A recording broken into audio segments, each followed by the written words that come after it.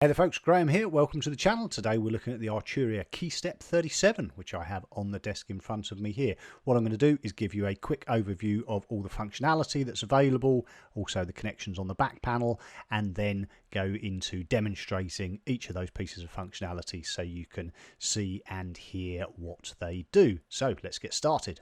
So on the front panel here, we can break the keyboard down into a number of areas.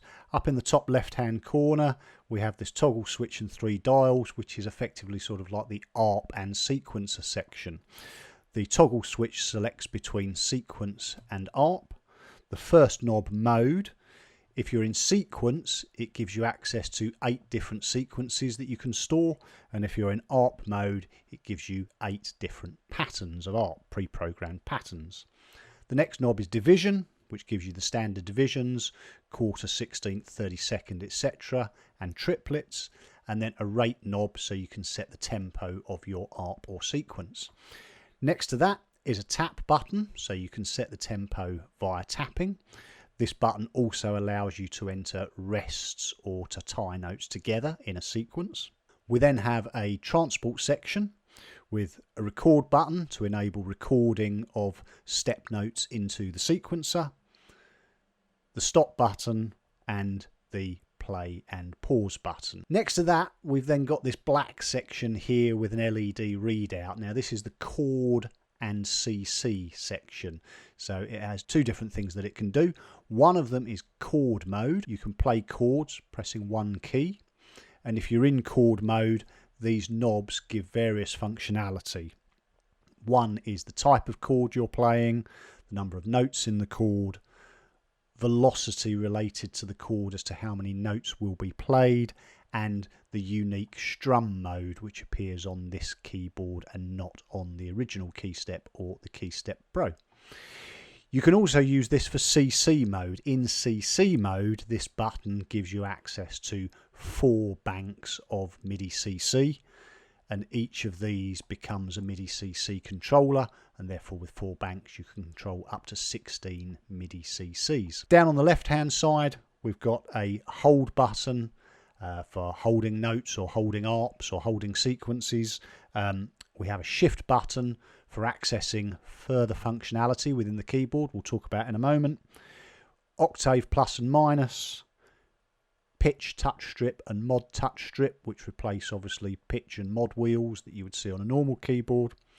We have a 37 key velocity sensitive and aftertouch sensitive keyboard. It's mono aftertouch, and above that we have a number of other functions which we'll talk about later as we do the demo.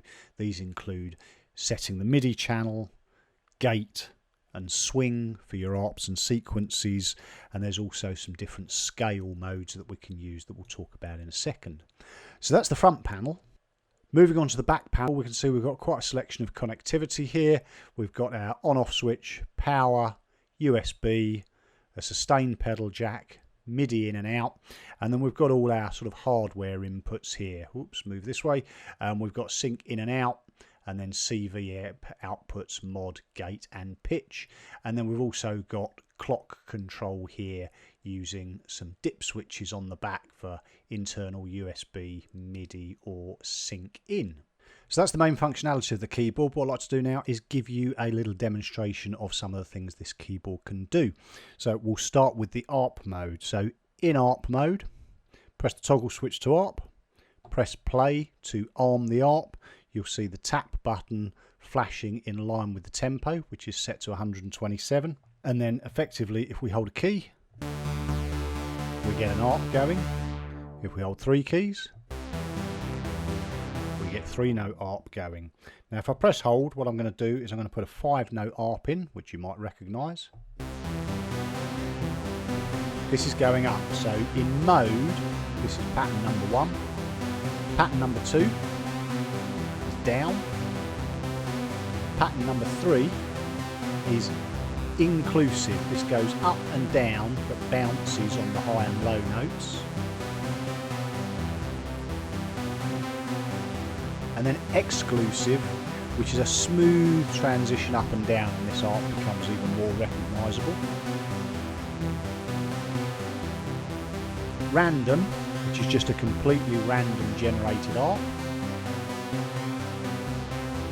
Walk, which is a logically random generated arp. There's a set algorithm within here which determines the randomness of the arp. 7, which is pattern. Again, it's sort of a random arp based on an algorithm depending on which keys you press. And then the last one is order. Now this is an interesting one. This effectively plays the arp in the sequence that the notes are entered. For example, if I were to hold a D and then an A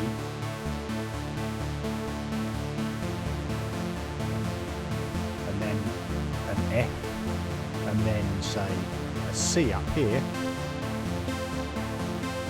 you can see that it's jumping around the arp based on the notes that I've entered. So quite an interesting musical piece of functionality. Next to that, we've got the standard division rates. So 8, 16 triplets, and then we've got the rate. That effectively is your ARP mode. Interestingly, this is a polyphonic sequencer. So if I put it in chord mode, which I have to find for a second, whoops, there we go, shift and hold, there we go, we're in chord mode. So now I'm playing that. If I now press my ARP on, I get a chorded ARP, so it's a polyphonic sequencer. So talking of sequencers, let's look at the sequencer section. So toggle switch set to sequence. The mode now gives us access to 8 different sequences that we can store, each up to 64 steps. The division and rate do the same things as they did for the ARP. If we press record, we'll see record enabled, and then as we enter in the steps, you'll see the number of steps of the sequence being entered into here, and using the rest tie button, we can add some rests and ties in. So I'll do a simple sequence, but I'll put a couple of rests in as well to give it a little bit of rhythm. So for example,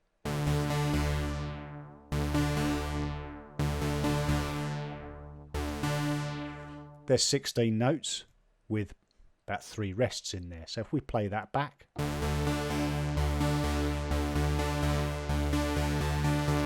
got those rests going within there. Now we can add to this sequence. So for example, if we just add some more notes in,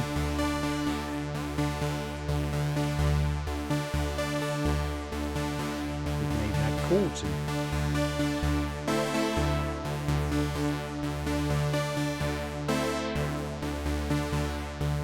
So as you can see, it's a very flexible sequencer. Moving along from the sequencer, we've then got the Chord CC section that we showed earlier. In order to turn the chord mode on, you press shift and hold, and the chord button will light up. That then enables these 4 buttons, as we said: type, notes, velocity notes, and strum. And so for example, what I'll do is I'll show you a pattern, and I'll put this in, whoops, I'll put this in major mode, which is this symbol here.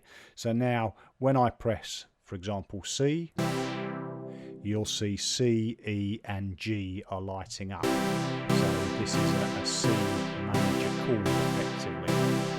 Now if I go through the types, I've got off,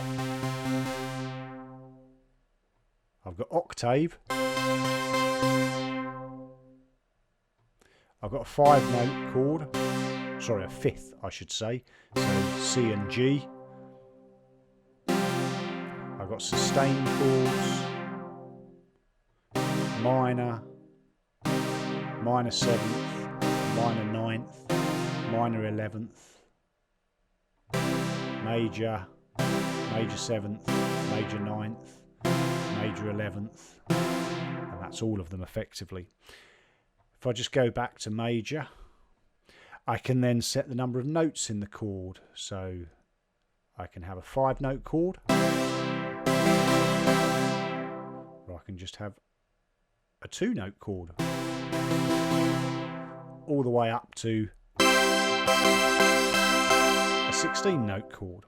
There's then a velocity setting here, which the lower this is set, then when you press, for example, if I set the notes at 12, if I press and this is on a low setting, the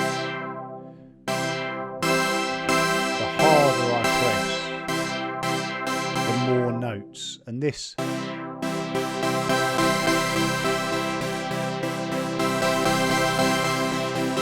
that sets the sensitivity. And then there's also, if I put that back to 0, then they all sound. There's also the strum mode, which is unique. So if I set this to 0, this is our 12-note chord. If I move the strum along a little bit, you'll see a separation in the notes in the strum. If I move it back, it'll go down.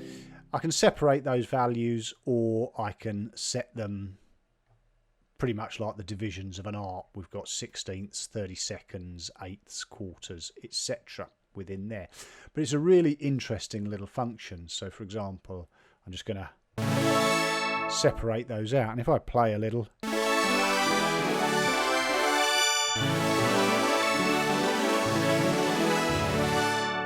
you can get some really interesting effects using that functionality. So that's the chord mode. If I turn the chord mode off, these now become a bank of CC controls, and using the shift I can move from bank 1, bank 2, bank 3 and bank 4 effectively. I've currently got bank 1 set up to control the cutoff and the resonance on the first 2 CC controllers for the VST that I'm using at the moment. So for example, if I'll put it back in ARP mode, I'll get an ARP going, and now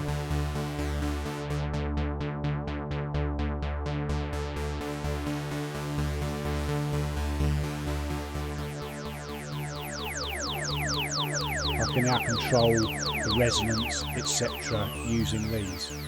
Now effectively I can use this on a VST, or using the connectivity on the back I can send these MIDI CC commands to other hardware that I'm using and control the MIDI CCs, the cut-off, the resonance, etc.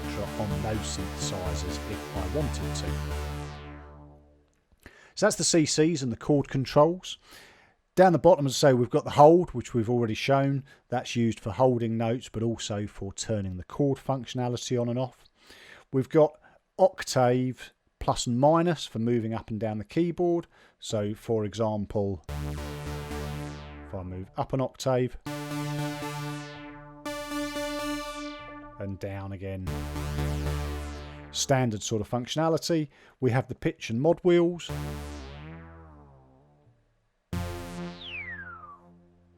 So you can use those for standard, sort of as you would on a normal keyboard. The pitch operates like a normal pitch wheel. It snaps back to the middle. The mod wheel will stay in place unless you drag it back down. So that's the main functionality. Then the one remaining piece of functionality on here is the shift button. Now this performs a number of other functions within here. Some are highlighted in blue and some are secret. I say secret. If you read the instruction manual, you'll find them. So effectively this shift button can be used on the top here in our transport section. It can be used to append notes to the end of a sequence. So if you've got an 8-note sequence and you want to add 4 notes to it, you can append 4 notes onto the end of that sequence using that. You can clear the last note if you make a mistake. Press shift, clear last, it will clear the last note of the sequence, and you can restart the sequence from the beginning. Otherwise, when you press pause, it will pick up from wherever you pause. But if you want to restart the sequence, you can press shift and restart. As we saw a second ago, it can be used, the shift button, to cycle through the bank of MIDI CC controllers, giving you access to 16 MIDI CC controllers from the 4 encoders available. Underneath the shift button, we've got the octave plus button, which underneath that says keyboard play. Now this is a very interesting little function. If we press shift and the octave button lights up, Effectively, this enables keyboard play, which allows you to play a melody over the top of an existing ARP or sequence. You can also assign a MIDI channel to that keyboard play function, different to the standard MIDI channel, which effectively enables you to play back a sequence on one MIDI channel and then play a melody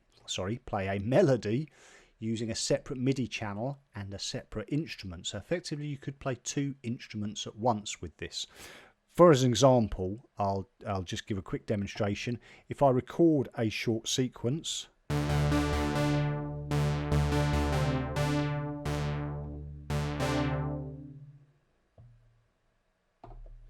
so that's our sequence, but we've got keyboard play active. So I can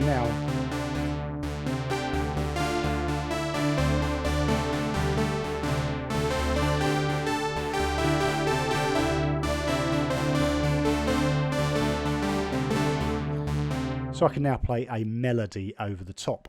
So the remaining shift functionality resides along the top of the keyboard here. We mentioned in the sort of description at the start, we've got MIDI channels, gate, swing, sequence and scales. So effectively, I'll demonstrate the gate to start with. If I start off the sequence that I was using earlier, and I've got a different sound here so that you can see the effect of the gate. If I start that sequence,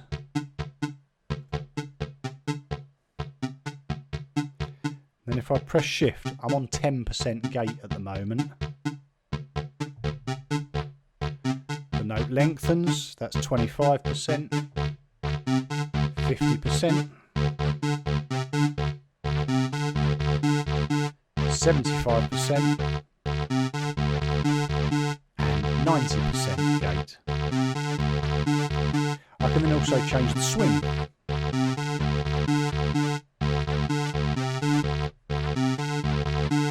We go up to 71%, 75%, and then back to swing. I've then got a mono and overdub section for changing notes in the sequence from monophonic to polyphonic sequencing or overdubbing notes. And then finally we have the scale mode at the end here. So for example, I have this set in chromatic at the moment. If I press C, E, G, those are the notes that sound. If I select the minor scale and I press C, E, G, you'll see that E flat automatically lights up as it's playing the minor scale. So it knows the notes I'm trying to play and it's fitting them, it's quantizing those to a minor scale. So this is quite an interesting functionality, and you can also define a user scale at the end. So I must admit I'm not an expert in these, but if you're using sort of Phrygian, Mixolydian, etc., all of these different chord modes or scale modes that are available, you could program in your own scale mode using that user section. Now there's two last secret pieces of functionality that can be accessed using the shift function. They are detailed in the manual, but they're not highlighted in blue on the keyboard. One of these is when you're in sequence mode. If you're playing the sequencer, if you want to move from sequence 1 to sequence 3 without triggering sequence 2, press the shift button, sweep the dial through to sequence 3, and it will automatically shift to sequence 3 and not play sequence 2. If you sweep through the dial, it will trigger each of the sequences as you go. So that's a way of skipping over sequences. And then if you're in ARP mode, you can use the shift and octave function to add octaves to your ARP. So for example, I get a simple little ARP going. If I press shift and octave, I get an octave going, a third, and a fourth. And you can use that for single note, 3-note ARPs, 4-note polyphonic sequences. You can use it for your sequencer, so you can add octaves to your sequence, so it'll play through the sequence at once and then play through the sequence an octave higher, etc. So that's it. That's effectively the Arturia KEYSTEP 37. I hope you've enjoyed this video. If you have, please remember to subscribe and ring that bell for future content. But for now, I've been Graham. Take care and catch you later.